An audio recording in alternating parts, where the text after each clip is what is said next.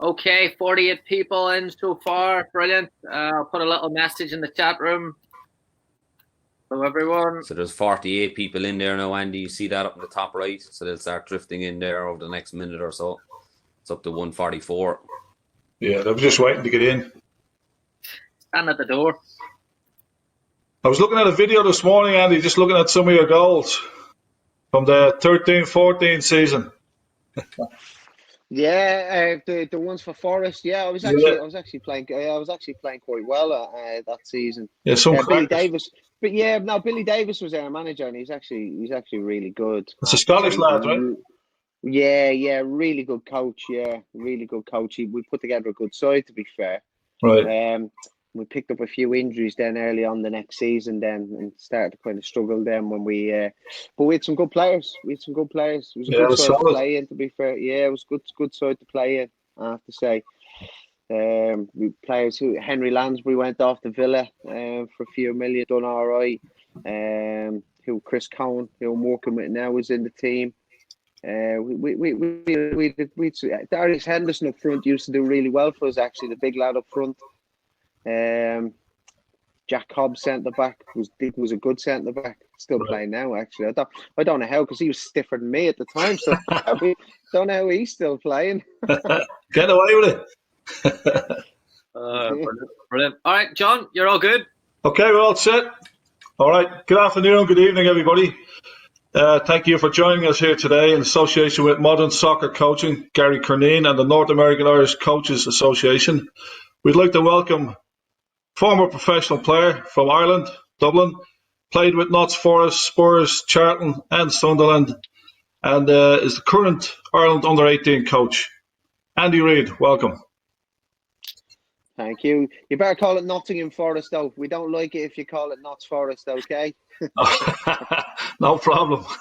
Duly noted. Okay, Gary. All right, great. Thanks, John. Okay, Andy, great to speak to you again. I've interviewed you about 18 months ago on the Modern Soccer Coach podcast, just before you went into Forest. First question I want to ask you is, how would you describe yourself as a coach these days? Listen, I would like to think that I'm open-minded. I think that to be a good coach, you have to be able to, you want to have your own philosophy, and in some ways it's a little bit of a contradiction, but you have to be able to absorb things from other people as well. You have to be able to learn. You can't be stubborn in your, I think if you're stubborn in your ways, stubborn in your thoughts, in your beliefs, and too rigid with them, then you won't be able to improve. And for me, I suppose I'd be in the learning phase as a coach. I've had a lot of experience as a player, but I think when you move into the coaching, you have to realize that it's a completely different thing that you're doing. It's a completely new way of looking at it. When you're a player, okay, yeah, you want to take your teammates into consideration in your team, but you're kind of only thinking about your own job and making sure that you get your own job right. When you're a coach, you're thinking about not even just about 11 players, you're thinking about 22 players, 25 players, whatever you might have in your squad. So you have to be very broad-minded. Always prepared to take new ideas on board, and you won't always use them new ideas. Some things that you take on board and you kind of go, well, I can understand where he's coming from, but it's not really for me. And you can kind of park it and maybe go back to it.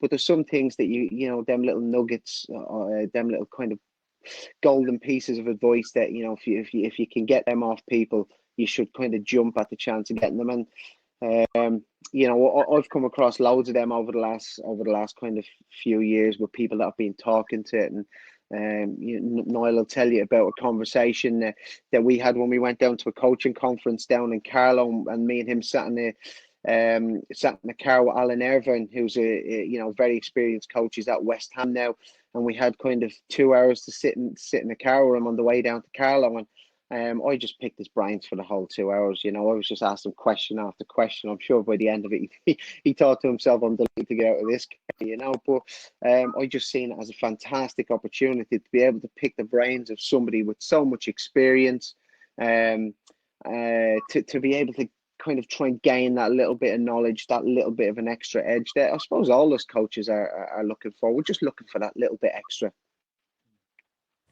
whenever you hear some coaches today or some players that played alongside coaches, you hear this a lot. They're like, I never thought he or she was ever going to become a coach. Would people say that about you? Some people probably would, but it kind of annoys me when people say that. I've got to be honest with you, because it's different. As I said, when you're playing, the majority of players are fully focusing on playing, so they're not really thinking about coaching. It's difficult to kind of say who will and who won't. I do think that that's changing. I think players should and probably are looking at the coaching side a little bit earlier. I mean, I think I was, what was it, probably 32, maybe something like that, when I kind of got my B and my A, 32, 33. But looking back, and I think I probably wish I had done it a little bit earlier.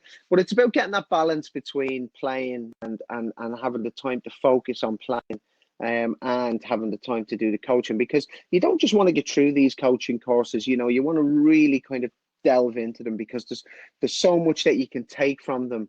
I know for the ones that have been run through the FEI, they've been absolutely fantastic, and I've been able to kind of present on A licenses and kind of help people through A licenses and B licenses, which has been brilliant for me to be able to kind of learn about the teaching side of it, and how different people respond to things.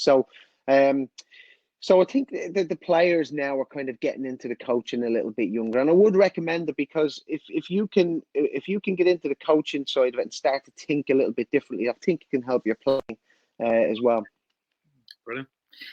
Keith Mincher, I didn't know you worked with him at Forest. I read this earlier on in the week.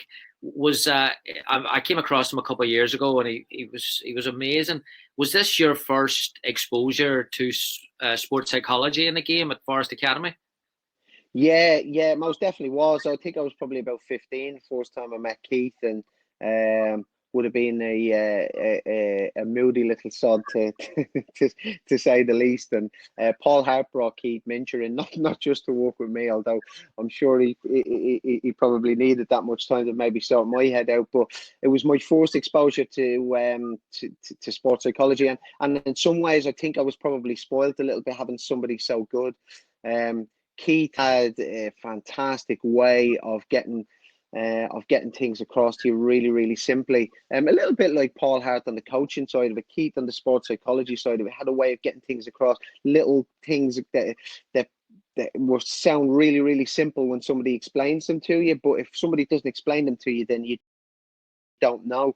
And he had little things like that, as in, so he will have helped me with say my mood, as in catching my mood. What mood am I in? And it's up to me then to change it. Now, that doesn't mean that if you're in a bad mood, you always have to change it, because we all get into bad moods sometimes. But if you're aware of what mood you're in and what state that you're in, kind of with your physiology, then you can kind of change that, and you have the power to do that. Whereas if you're not aware of it, then you've got no chance of changing it. And there was little things like that Keith was absolutely brilliant with, and I really enjoyed working with him. And somebody that I learned a hell of a lot from. I learned so much about myself kind of through him. Absolutely fantastic, and a great guy, great company to be around. Really, really lifts your kind of spirits. He had this thing that, you'd say to him, "How are you, Keith? How are you doing today?" And he'd kind of go, "I'm embarrassingly well." That was his answer to it. And it be kind of came a little bit of a joke with everybody. But when he said it, straight away you kind of went, "Oh yeah, okay, that's great," and that put you in a little bit of a better mood. So great guy, can't speak highly enough of him. And as I said, my first introduction to sports psychology, and I know it's progressed a hell of a lot since then. And I think it's massively, massively important. When we look at Niall in now and look at psychology and sports education, Niall, do you think that we're moving away from getting that specialist in, and we're moving more towards the coach having to take on more of a psychologist role today? No, I think it's important that it's nearly a blended process, where the coaches themselves in the modern game really have to have an expertise or a knowledge of the expertise in every strand. So the psychology aspect, I think it's actually growing, where you're seeing more of the professional clubs having a full-time person, if not multiple full-time people in the environment. An important aspect for us is that we always say at every level, even at the grassroots level, with the volunteers, with the parents, they must really know themselves first before they start dealing with other people. And it's really important that they're aware of the psychology into the fact that something they say or something they do or the way in which they may even just look at somebody can have a direct impact on them. And I think it's really important then as you progress throughout the professional pathway, we really would work on, and I think Andy will talk a little bit now about this, but we really work on reflection. It's a huge aspect of it in terms of really figuring out that when they leave the UEFA license courses, they really have a better understanding of themselves and how they will handle themselves in certain situations. And I think that's really important. And I think, Andy, from yourself coming through the pro license now, it's definitely something you would have seen that we would see very valuable for in terms of education. Yeah, listen, absolutely, and all the lads, we've got a group chat on the with our pro license group at the moment, and that was over the last kind of probably couple of months where we're just finishing off all our bits and pieces, the things that we find that we're revisiting and speaking about and having a dialogue about, would be the reflections. Right? What was your thoughts on that? What was your thoughts on this particular bit that we've done? And it was interesting to find out how everybody's thoughts were different on it. Some people had different opinions on different lectures, and that's what makes every coach different. But I think it's very important that the point that Niall makes is that you have to understand yourself and what type of coach you are, and what type of person you are before you can start helping other people along that path. We've, if we're talking about the psychology side of it, at Forest, we've got a psychologist, and she was at Burnley for quite a while, and she came to us probably 6 months ago, and she works a lot with the staff, more so than the players.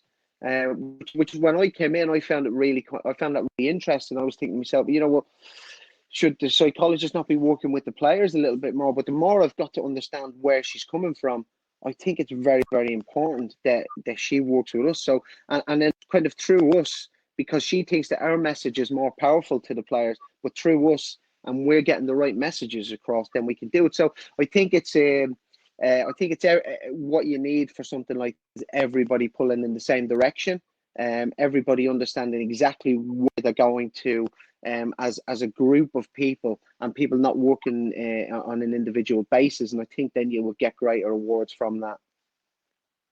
Which was the best coach or best manager you've worked with who could, I suppose, tap into that psychology side of the game, get the best out of people? Well, one of the best coaches that I worked with, if we're talking specifically about the football side of the game, so if I'm talking about preparation for a game on a Saturday, so the week building up to the game, to who we're playing against, to having a team set up in a really, really structured, organised way, and having the best opportunity to go and beat the opposition on a Saturday, was Billy Davis.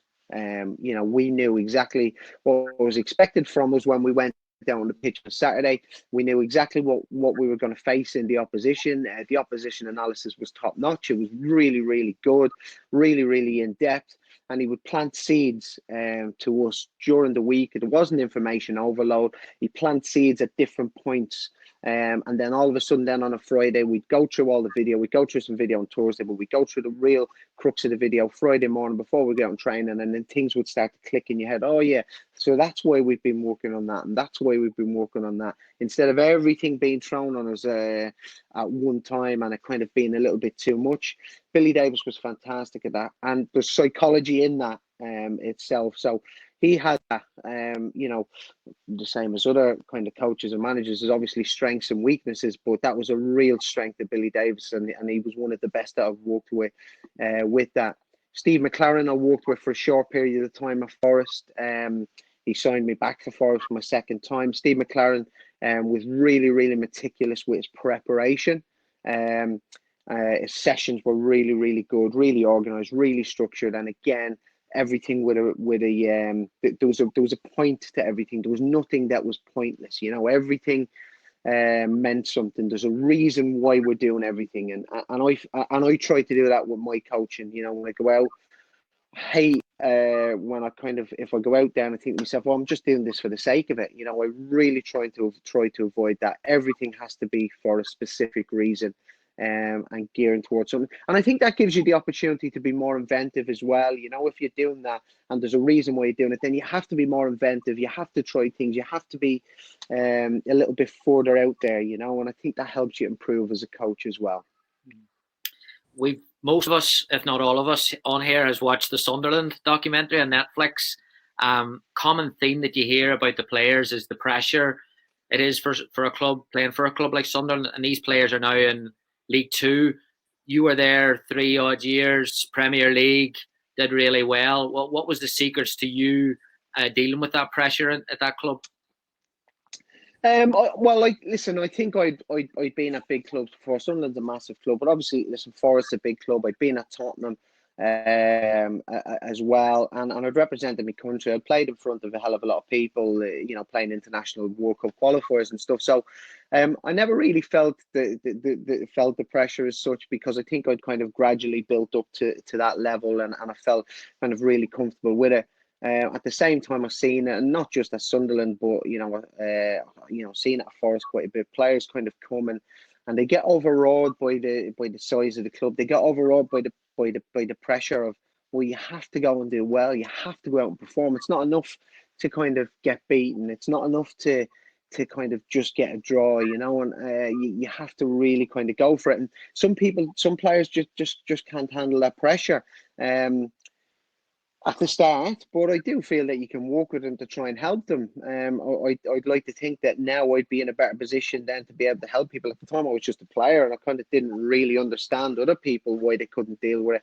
I think as a coach now, and having seen it and experienced it as a player, I think I'd be able to help people with that, and being able to deal with them pressures. You know, you have to really focus on your own kind of situation, and what you say to players is, you don't want players giving away the ball, you don't want players making mistakes. But one thing you're guaranteed to happen in a game of football is that a player is going to give away the ball at some point. A player is going to make a mistake. Okay, so if you let that affect your next action, then that's when you start having problems then, because the next one leads on to the next one, every single action that you do, I think it has to be in its own entity, so to speak. I don't know if that kind of makes sense where I say that, but you can't be thinking about the time before, you know, I gave away the ball. You have to kind of just take every single instance to its own merit, and try and produce something, you know. And I think that's where confidence comes from as well. If it becomes second nature to you then, and you're not thinking about it too much, you're not overthinking football too much, that's where, as a natural footballer, you want to try and get the best out of yourself. When you overthink it, everybody knows, it's just in anything. If you overthink something time and time and time again, then you're going to consistently make mistakes. It has to be. Football is such a, you know, it's such a natural game. You know, there's real flow to it that you know, you want to try and get them times as much as possible, that natural side to it. Niall, hell of a lot of pressure on coaches now as well, even not just at the Sunderland professional level, but even youth coaches, high school coaches, they're all getting pressure, social media, results, parents. What are you doing specifically in the education part of it that's kind of helping them prepare for that there? Yeah, it's very difficult, because obviously you nearly have the fear of success when you look at Andy at the moment in time. He has young kids that are playing the game, and all Andy wants them to do, I can imagine, is fall in love with the game the way he did.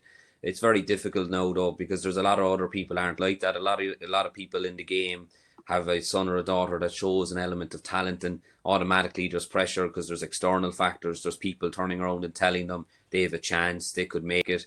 And all of a sudden, you're starting to think 10 years down the line, could there be a Premier League star? The big one for us, and what we always say to our coaches, is you got to judge yourself in the environment that you're in. And I think the biggest problem is sometimes our coaches will look at the wrong reference. So they might look at the Premier League, or they look at the Jurgen Klopps, or they look at the coaches that are extremely animated on the sideline. But the reality is they're animated because at the moment in time, the lifespan of a manager is just over a year. For new up and coming managers, if you don't get 70 games in your first managerial position, there's a 96% chance you won't get a second managerial position. So the pressure that they're under is phenomenal. And because of that, they're animated. You can imagine if you or I were going to work every Monday morning and we knew that we could lose our job in 12 months' time, we'd certainly be animated to make sure the people around us did the best they could. So for us, we always say that to them, that you can always look at the professional side of the house, the best, the top end of the game as best practice, but you got to strip it back to your own reference. And if you're a U coach and you're working with U14s, U15s, you've got one priority, and that's to make sure that they fall in love with the game of football. And I always say to clubs, you should judge a coach 10 years down the line. So the U14 coach this year, in 2030, how many of those players are still playing football? And if it's only in the amateur game, it's playing with their own club. If he can get 60, 70% of those players to stay within the game, that's a top-class coach. But sometimes people get really stuck into the short-term success of picking up an underage trophy or winning an underage league. Like, the reality of it is there's more important things in the long term. And through that short-term success, if a coach is working with a U14 or 15 and they're animated and they end up winning a game because they're nearly like a PlayStation coach, it's the players will lose out in the end, because that's why we have such a drop-off from U15 to U19, from people taking other avenues or going other routes, because they're probably at a point where they're saying they're sick of being told what to do. They're not given the opportunity to really explore themselves as a player, to go out and enjoy the game, challenge, make mistakes. So we really try and encourage our coaches within our platforms to do all of the hard work during the week in training. And when it comes to the game, you're nearly taking a step back. You're zooming out. You're not getting stuck in the animation or the emotion of it. And that's what happens to us all. Every one of us have been there, where we're there where a close person or a family friend or somebody's playing the game and you let yourself go because you get sucked into the emotion. So we really try and teach them to take that step back, think about what you worked on during the week, positive reinforcement. Of course, you can be vocal on the sideline, but positive, remind them of the things that you've practiced, encourage them to make mistakes, and really just try and deal with the fact that you as the coach set the tone. If you get animated, there'll be a ripple effect. It's like dropping a pebble into the ocean. You'll see parents will start reacting, players will start reacting. While if you keep calm and relaxed and you react in that way to any decision that's controversial, the ripple effect will, everybody else will be calm and relaxed. So it's really important to try and not get stuck in the emotion. But it's very difficult because social media, parent pressure, you're on show now, a volunteer parent coach in the grassroots game, even in the professional game. Young coaches, they're all thinking about ambitions. They all go into the game now and they're all thinking about the next step. They want to get on. We see it in the coaching pathway.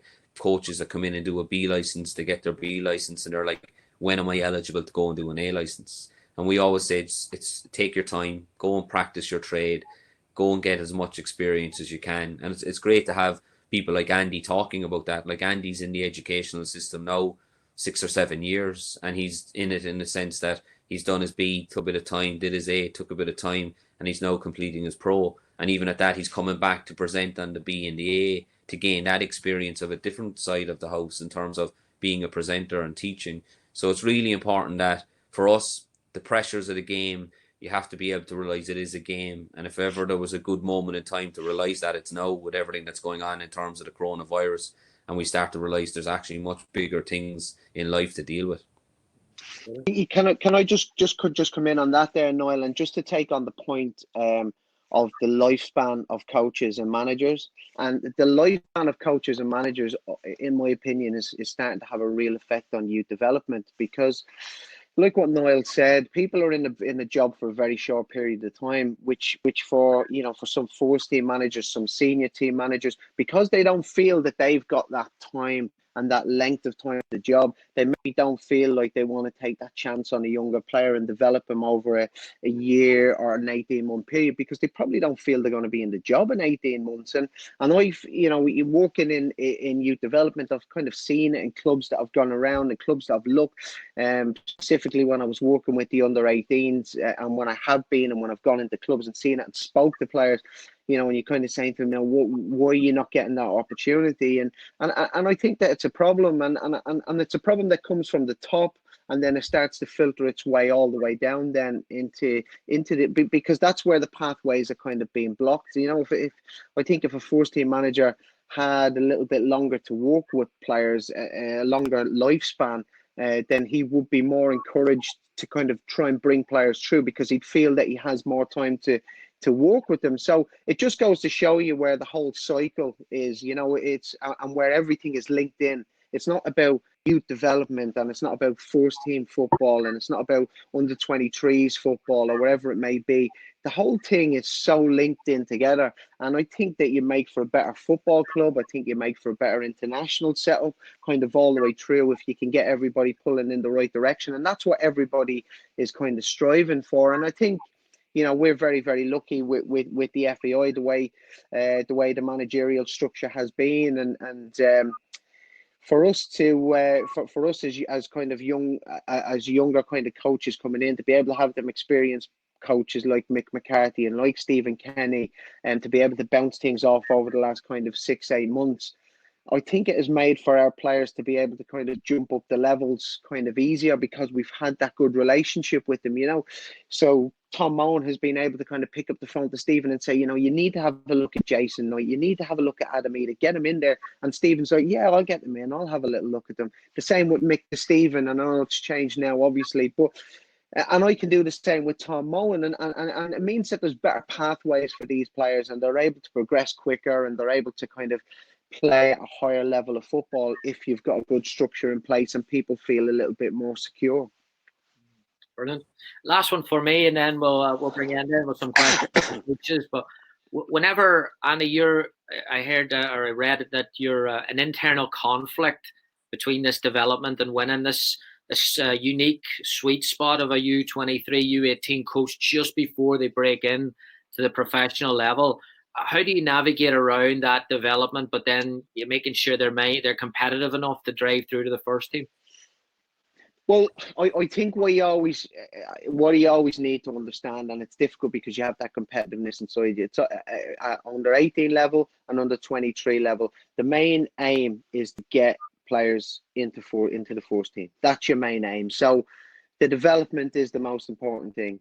Now, part of their development, right, is to try and teach them to win. Because I was in an interview actually with Oita Karanka when he was not for his first team manager, and I'd done a presentation for him, and one of the parts of the presentation was, how I see development as being important, but I see winning as being important as well, because when you get into the first team, winning becomes very, very important. And he said to me, winning's not important. He said winning's everything. Now, you see, he's looking at it from a first team level, that winning is absolutely everything first team level, because that's what he needs to do. And then when you've kind of filtered down, you have to get the mix between the development and the winning. But part of the development is to try and teach them a winning mentality, because that's ultimately what they have to have. Now, that doesn't mean that they have to have it by under 18 level, or they have to have it by under 23 level. But the sooner you can try and instill that in them as part of their development, then I think the better they'll be, a better chance they have of getting into the first team earlier. I think the average age is going up now. It's creeping up and up when players are getting into first teams. I think I made my debut, I think I was 18, not long turned 18. I would say players now are getting into first teams probably 20, 21 now. On average, I'd be interested to see the stats on that. But that's the way it's going. So you have to try and give them these little tools as early as possible. Not try and give them to them. You can't give players things. You have to just help them along and try and kind of infuse things in them as gradual development happens. And because the ultimate aim is getting in that first team. And when you get in, a little bit like coaching, when you get or managing, when you get that opportunity, you have to be ready. And it's the same with players when they get, because they might only get one opportunity. They might only get one opportunity to impress the first team manager in the first team setting. You put him out on the pitch in front of 25,000 people. He has to be ready to take the opportunity, because he might not get another opportunity. Unfortunately, that's the nature of football. Brilliant. Thank you, Andy. Thank you, Niall. We'll bring in Enda here, and we'll take some questions from the crowd. Enda. Thanks, Gary. No problems. Yeah, Gary, thank you. Andy. Andy, every generation of football players is different, right? Because of the culture. the technology they grow up with, the changes and advances. With that being said, how do you think this generation of young footballers is different from the past? And what different approaches have you brought into your sessions and coaching philosophy to address that, and the difference in the players now compared to the past? I don't think players are as rough and ready as they were 20 years ago. But then, if you're talking about, when I was in the academy, players 20 years before me, they would have said the same thing. That we're not as kind of, not as tough, not as probably at times not as mentally strong. Maybe not as mentally strong, but you need to work with them a little bit more on the mental side of the game. And I think that's one thing that I try and do. Try and help players on the mental side of the game, because I think if your mentality is right and you've got a real good mentality towards football, and you can try and develop a strong mentality, then I think you've got a better chance of being a successful footballer. Because we spoke about earlier on, you make mistakes in football, you go through bad patches in football, you go through bad patches out of football. So there might be things going on behind the scenes of a young player that I might not know about, and I have to take that into account. That there might be something happening. So if I can help him to be more mentally prepared, if I can understand, I'm talking about young players now, if I can understand the young player a little bit more, and when he might be feeling a little bit down, when he might be feeling a little bit low, when I need to step in to try and help him, then I think that makes me a better coach. So these are things that I've developed over the last few years, and I'm continually trying to develop them and trying to get better at them. Understanding of young players can be quite a complex thing. Good. So obviously, you left Ireland to go to the UK at a young age. Do you feel players could stay home longer now before going to England or Europe? And if they do stay home, obviously, is that good for their development to stay home? I think if they're in the right environments, then I think they can stay at home and they can still be successful. There's things in place now that weren't in place 20 years ago when I was a kid. I mean, there's a fantastic transition year course for the kids in transition year in secondary school. There's a fantastic course run in conjunction with the FAI and Fingal County Council. That they can go, and as their transition year, they can be pretty much professional footballers. They run off a fantastic football program for the year, and it gives them an opportunity to experience what it's like to be a professional footballer. Now, I never had anything like that. It was a case for me where I just went over to England when I was 14, 15, and it was kind of fend for yourself, and I was looked after fantastically well by so many people in Nottingham, but I didn't have any experience of what it was going to be like. I think if you to look at the whole Brexit situation, it could be a fantastic opportunity for investment to go into academies of League of Ireland clubs. Instead of looking at it as all players can't move over to England now anymore, look at it as in, right, well, that means that we have to make sure that the infrastructure in our football clubs at the academy level is really, really top notch, and it really needs to improve. So if they're not going away to England to get this this professional football over in England, it needs to be spot on over there, because there's fantastic coaches in Ireland. There really is fantastic coaches in Ireland of young players, and if we can give them better tools, i.e. better facilities, better equipment, pitches, all the things like that, if we can make them better, then there's no reason why players that were moving over to England and being successful, why they can't stay in Ireland and be successful. I firmly believe that. Brilliant. What advice would you give to any young players that do decide to go, and just make the jump? Obviously, some don't want to stay home. Some will take the chance. They'll get the itch if Man United want to sign them at 15, 16. Is there any advice you'd give to parents and the players, like what's ahead? Yeah, listen, the main advice that I would give to them would be very, very careful with the club that you choose. Every player will be suited to a different club. Just because Man United come calling or Liverpool come calling or whoever it may be, that doesn't necessarily mean that that's going to be the right club for you. Now, it might be, don't get me wrong, and I've got nothing against the big clubs kind of signing players and they develop players really young. I mean, the Man City under-18 coach Gareth Taylor, I played with him. He's a fantastic coach. You know, players go over there and they really, really get looked after. I know a lot of players have kind of come through at Man United. You look at Robbie Brady, Paul McShane, John O'Shea, players like that. So, and I know Nick Marshall in Liverpool's academy, and I know a fantastic bloke and very, very knowledgeable about developing young players. So, I'm not saying that's not the right club for people to go to, but I would say just be very, very careful with the club that you choose and make sure that the club that you choose is suited to you and it's suited to your trajectory and to where you want to go and to your style of football, and make sure that there's a pathway there for you, because you know we spoke about earlier, the ultimate aim is to get into the first team. You know, it's not to play 18s football for your whole career or 23s football for 5 years or 6 years. The main aim is to get into that first team. So to do that, there has to be a pathway there for you. So I would think very, very carefully about that. Good. And Niall can jump in on this one question. When speaking about reflection, how thin is the line between a healthy reflection and doubting yourself? And how often on the coaching education courses do you encounter coaches doubting their beliefs or their principles after a course? Yeah, it's one of those ones that we always advise coaches that they need to get comfortable with what reflection is to them, and it needs to become a consistent process. I think what happens in the latter situation is when coaches don't do reflection regularly and then they put themselves out of their comfort zone, for example, in a coaching course, and they do a coaching practice.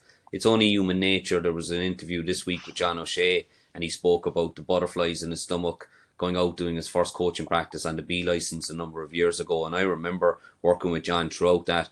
The reality is, for reflection, it should be something that you do all of the time. You should pre-reflect. Andy talked about it, and when he spoke about coaches that have had a positive influence, they're the coaches that plan everything in detail. They look at it. I look at Andy in that way, and it's great. I've had the pleasure of working with Andy over the last number of years, and Andy puts so much detail into what's going to happen on the pitch. And then afterwards, because of all of that planning, the reflection is quite short, because it's literally a critique. What went well? What didn't go well? What can I do better next time? If I got the chance to do it again, what would I change? And then you have to really learn how to park it.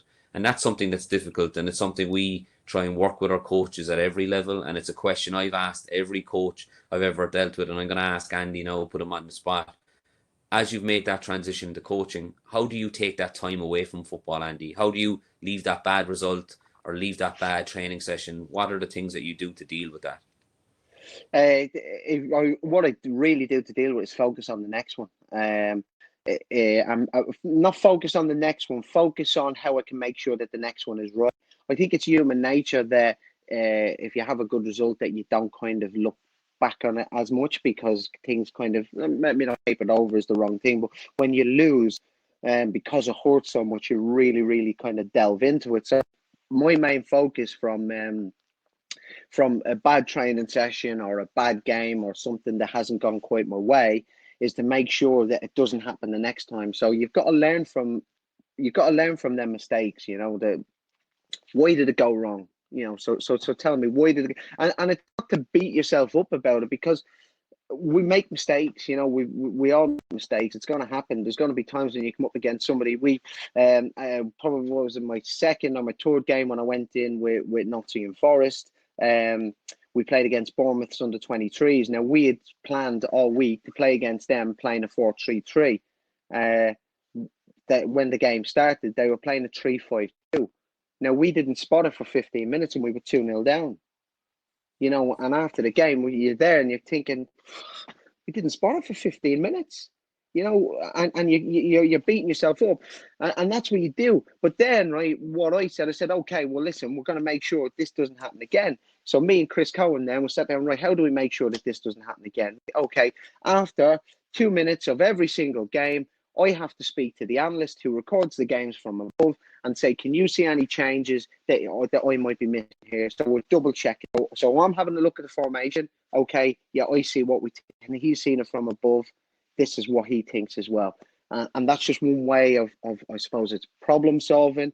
And I suppose it's reflection, isn't it? That is part of reflection. But it's doing it in the right way. And like what Niall says, it's not about beating yourself up. It's about just making sure that it doesn't happen again the next time. And we don't want to continually make the same mistakes. And that's one mistake that from that game on, we never made that mistake again. We always knew exactly what we were up against. Exactly what formation we were playing against. Other things on reflection, things that I've done. I've wore the earpods in training when I'm taking a session, and record everything, and then listen back to it afterwards, and kind of be like, well, okay, how did that go? Did I get across what I needed to get across? Other ways, and I know we've done it on some of the pro license where the lads have wore GoPros, haven't they, Noel? Yeah. As well, it's another way of reflection, and it's another way of you figuring out what you're good at. Okay, I'm really, really strong in this. I'm going to keep going with this, or I could probably improve a little bit on this. And a word that things that I like to use as a coach when I'm coaching players is it's not about, okay, what can you get better? It's what I like. Improvement goals. What are my improvement goals? It's not. You weren't very good at this, or you weren't very good at that. It's like, right, what are our improvement goals? Where can we go? How can we try and improve this?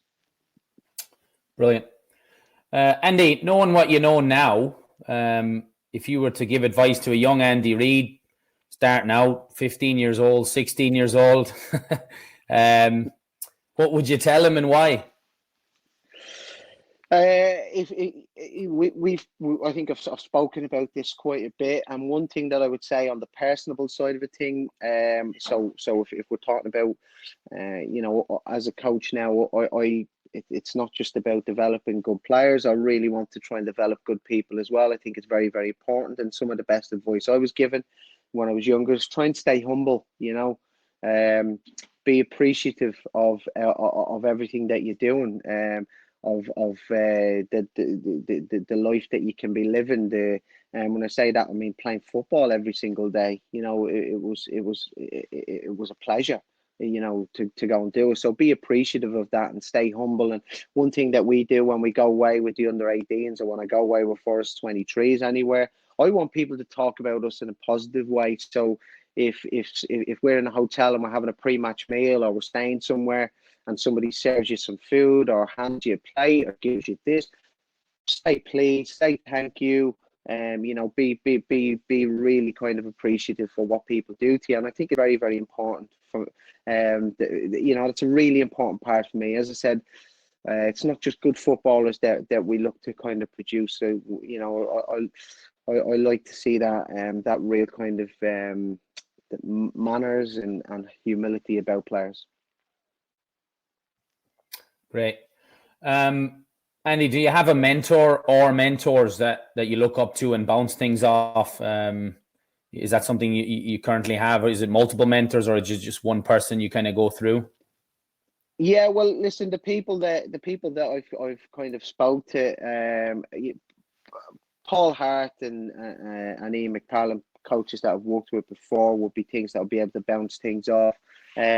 Chris Evans, who's a former technical director of Derby County, and he was Wolves Academy manager for a while. Somebody that I've been able to bounce things off as well. With these have been a great sounding board for me to be able to. And I suppose one of the biggest ones since I kind of started working with him a few years ago was our new under 21s manager, Jim Crawford.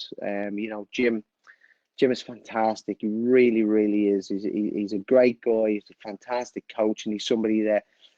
He's got such a calm way about him. He's worked in the coach education department over the past few years as well, and he's got a real calmness about him. And sometimes if you get a little bit flustered, Jim is a great person to kind of ring up, and he's got a real calm and reassuring way about him. So I suppose then people would be things that I'll be able to kind of bounce things off. Since I've gone in at Forest, Gary Brazil, who's the Forest Academy manager, has been absolutely fantastic with me. He's been really great, and again, a real sounding board. You go and bounce things off him, and he'll give you a real kind of level-headed kind of answer back about where he thinks you should go, and then you can kind of start to form your your own opinions and start to make your own decisions then.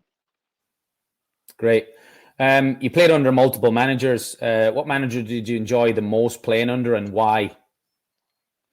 Different managers at different times. Paul Hart, working with in the academy, and then in the early days in the first team of Forest was fantastic.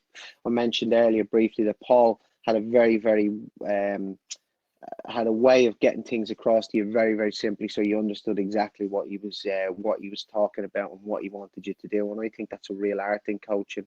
I think at times coaches, and I suppose I've done it myself, we kind of overcomplicate things and kind of struggle to get across in the right way. So I think if you can get it across in a real simplistic way, especially to young players, then I think it's very important. So Paul would have been one. I mentioned Billy Davis earlier on. Billy is a fantastic coach, really, really fantastic coach. Alan Pardew as well. When I was at Charlton, I got on really well with Alan Pardew, and I liked the way about him. He kind of treated me really, really well. He seemed to know how to get the best out of me, and I'd like to think I produced some really good football under him. So I think a good coach is the one who gets the best out of the players, wherever the situation may be. And I know that might sound obvious, but people don't always look at it like that way, because they try and complicate things too much. Yeah, for sure. I could bring back maybe Niall as well for this one. You both can kind of answer it. It's a common theme on the question trend.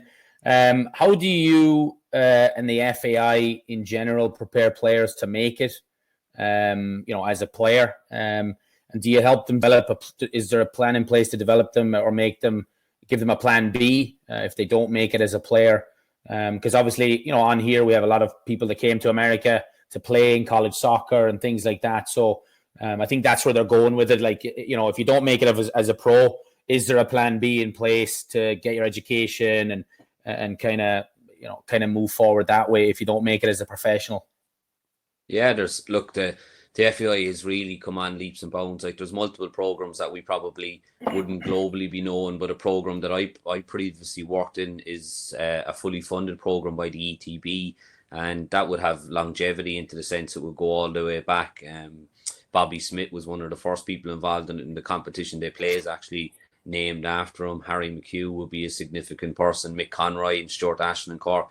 So really what that is it's a 12-month program that players can come in, train in a full-time environment, and what they get from it is they get academic qualifications, which is the equivalent to 400 points in a leaving cert. They also get paid because it's funded through the ETB program, so they get a payment every week. So they're actually learning how to manage themselves in terms of budgeting money, dealing with travel and travel expenses, and so on and so forth. So it's a real invaluable course in terms of the life skills that they get. Within the international setup, I think Niall Harrison, and most people on this would know Niall, has been significantly involved in player development and the emerging talent program. And over the last number of years, the high performance director, Ruth Doctor, has had significant influence in terms of where Irish football looks like now, in terms of the implementation of the 13s, 15s, 17s, 19s. And he's had a huge influence in the education of those players, where even in the League of Ireland now, we have a program in which we educate the young players that are playing at 15s and 17s, where we give them their coaching qualifications for free. So we're starting to prepare them. So at U19 level, they leave with a national D license. So in that fear that if they do step out of that professional environment, that they have something that they can keep themselves within the game. Obviously, we've got a phenomenal department in the organisation with Mark Scanlon in terms of the schools and colleges, and that's just got phenomenal numbers. And we've got so many players that are involved. Obviously, there's things to be done, and it's very important that we make sure that players, as they're coming through working in the underage structures, that they're aware that they have an importance to have a dual career, that football might be priority number one, but they have to prepare themselves that an injury, a decision, a life decision, a personal choice, travel, whatever it is, not been selected, not making it, all of those things can directly impact them making it as a player. And it's such a small percentage that do make it as a player that we really have a huge responsibility to prepare them. And I think we're doing a good job. We can obviously do better, because we always want to make sure that we can improve. But I think, Andy, even with your group, your U18s, obviously when they're in with you, they'd still be doing academic modules and teaching modules and other programs, and you'd have one-to-ones with them about what they can do in their next steps, sort of having a 5-year plan with them. Yeah, most definitely, and I think it's very, very important. We try and do that as much as we can when we're away. We make sure that the education side of it is right. One thing that I try and do when I'm away with the international setup, and it may be seen as a little thing, but I see it as very important. We would get the lads to present different things to us when we're away. So we get them up in front of the whole group, and maybe in groups of 1 or 2, and get them to help them with the presentation skills. And I think it's very, very important. Because there's different, they could end up going down a different road. But one thing that you kind of, most of the time that you need in life, you're going to need to be able to stand up in front of people and be able to communicate. So I see that as a very, very important tool. So we try and do that as much as we can.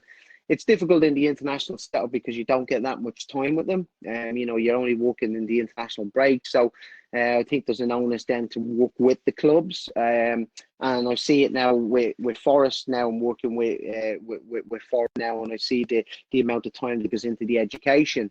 And I think it's massively important because, if you see the numbers of players that make it, everybody has great aspirations. Everybody really wants it, but not everybody does make it. And I think, the numbers out there, show the percentages of that. So we have to prepare them for a life outside of football just in case, and anything that we can do to help them along with that, then we do it. There's education officers in place, there's player liaisons in place who can help them. The PFA, FEI over in Ireland and the PFA over in England, they contribute money towards courses that they might want to do moving forward. And I think education people are, over the last kind of 15, 20 years are starting to realize how important it is because of the amount of numbers of young players that unfortunately, through the nature of football, they don't go on to make it. Yeah, brilliant. Last one, Andy, and then we'll turn it over to Niall here. What are some of the challenges you faced going from playing to coaching? And then, in your mind, what makes a good coach? Well, okay. Well, so some of the problems that I faced was nothing can ever replace playing. Playing, it gives you such a buzz being out there. You're fit, you're healthy all the time. You're getting that buzz from being out there, and you're actually the one doing it. You've got your own destiny in your own hands, so to speak, which is a nice thing to do. And when that finishes, and it was taken away from me through injury, I found it difficult to kind of take, and I kind of thought to myself, what is going to replace this? And it took a little bit of time for me to kind of gradually move from the playing phase into the coaching phase. Probably took maybe a year to 18 months for me to kind of start to really get my buzz for the from the coaching and understand how I can get my buzz from it, and what is the that kind of fix that you need to get from coaching, and that is setting your teams up in the right way. Working on something specific with a player and then it coming off in a game. All them things are what you're doing. What's your program over a long period of time, and how can you implement it? And when you set out your goals at the start of whatever it is your target is, have you achieved them? So all these things are what you kind of get it from, and that's part of it. It can be a difficult process to go from playing into coaching. And you have to kind of find your way in coaching, as in find what type of coach are you? What type of am I a loud coach? Am I a quiet coach? Do I get my point across really clearly, or do I kind of skirt around it a little bit? Whatever it may be, and there's different types of coaches the same way there's different types of personalities, but you have to find your own way in that. And when you do find your own way in that, that's when coaching really becomes enjoyable. I've also found that the courses have really helped. The A license and the B license and the A license are massively advantageous for me for getting that confidence to be able to go out on the pitch and hold a session. Feel comfortable in a session and being able to kind of being able to set it up in the right way, make sure the preparation is right, make sure the organization is correct. So all them kind of things have been the B and the A help with that. And then when I move on to the pro license, which I'm kind of just coming towards the end of that journey now, it really, really takes it on to the next level. It's really, really elite stuff. From the assignments that we had to do, I mean, just to talk about one of the assignments briefly, I had we were given all a team that were part of the European qualifying campaign, and I was given Wales, and I had to track Wales throughout the whole qualifying campaign. I had to do match reports, I had to do player analysis, I had to do team analysis, I had to video clip, I had to edit the whole thing, I had to, and then I had to design a program of how, if I'm Ireland, how do I go and play against Wales and be really, really successful? What's the strengths? What's the weaknesses? A really, really detailed program. And you're talking, this is really elite stuff. You know, this is stuff that, you know, I'd feel comfortable handing this presentation to Stephen Kenny for Ireland to go and play against Wales. That's how elite it is, and that's what it takes to kind of achieve that. And that was all driven from without kind of going, but Niall's kind of driven all that, and then all the tutors. Then, you know, you've got Tom Moe and Jim Crawford and Craig Sexton. All these people have really, really driven us kind of towards that. And I remember Colin O'Brien speaking at the start of it and talking about the body of work that you would have at the end of the pro license, and it was only over the last probably 2 or 3 months when I'm starting to assemble everything and put it all together, and you know, get it all in folders and start to organize it all. That I'm looking at and going, you know, this is a serious piece of work that we've got here, and something that nobody can kind of ever take away from you. And that's a testament to how well the course was run, how it was organized, and the assignments that we were given, the lectures that were brought in. All right, fantastic, Andy. Once again, Andy, I really appreciate your time. I think everyone's, you know, has really enjoyed the chat and everything. So, you know, good luck with everything as well with your coaching career and your pro license. And, you know, we'll be following you. So thanks for that. Appreciate it. I appreciate it. And thanks for having me on. You know, I'm still relatively young in my kind of coaching career, but to be able to share my experiences within the game, it's a fantastic thing for me to be able to do. So, you know, hopefully if somebody, if a few people have taken some little bits and pieces from that, then that makes me happy, because, you know, I think coaching's about that. It's about helping other people as well. You know, I don't like the snobbery that comes with it sometimes. You know, I always feel that I try and help people coming through, and I love it when people help me as well. So to be able to help, I'm only too pleased. Brilliant. I'm going to turn it over to Niall O'Regan now. He's going to talk about the coaching education pathway with the Football Association of Ireland. Yeah, look, again, thanks, and it's great to get these platforms. It's one of those things. It's an exciting time in coach education for the FAI. We've got a number of exciting changes. In September, we're going to be launching our updated pathway. So there's lots of exciting things. We're going to be introducing some new courses. And one of the key things for us to get across on this platform is the natural links that we're going to create between ourselves and the North American Coaches Association. And we will be bringing Andy. I'm delighted to say Andy's going to come with us this January to the coaching convention. And we're going to look to deliver practical workshops and build on the Irish Day that we've done in the past. In terms of coach education, for those people that are interested in further information, just drop me an email on niall.o'regan@fai.ie, and I'll be able to answer any questions or queries that you have. Outside that, thanks very much, Enda. I'll just call you back in, or Gary, whoever it is, wants to close it out. Yeah, thank you very much, Niall. Andy, good luck with everything. Cheers, everyone. Thank you very much. Cheers, guys. Thanks very much for having us. Really appreciate it. Thank you, Andy. Thanks, John. Thanks, Gary. Cheers. Thanks, Niall. Thank you, everybody, for listening in. In the next couple of weeks, we're going to have some more. We have Jim McGuinness coming in.